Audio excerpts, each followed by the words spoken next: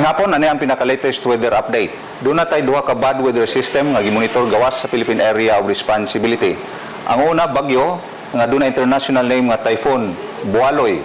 Doon na kanigilayon 2,575 kilometers east of northern Luzon. Ang ikaduha, ang low pressure area gawas gyapon sa Philippine Area of Responsibility east of northern Luzon.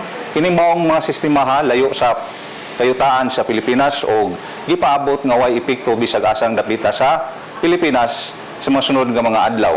Ang northeasterly wind flow o north hangin nga gikan sa mihanang silangan ang padayon nga nihuros sa Luzon. Busa sa mga sunod nga 24 oras ang tibuok Visayas padayon makasinati og kasarangan nga panahon diin magpasulabi ang kainit o alimuot nga panahon ug mao sa ni hinungdan nga dunay mga patak-patak nga mga pagulan ug panugdog o kilat hilabi na sa hapon o gabi tungod sa localized thunderstorm. Ang haring adlaw mo pagsugod kining pakita ugma sa may alas 5:33 sa buntag.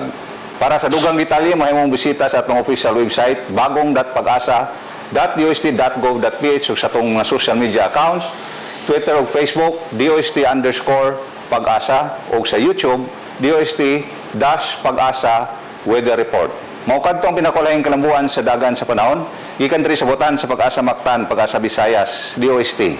Al-Kiblat, daghang salamat.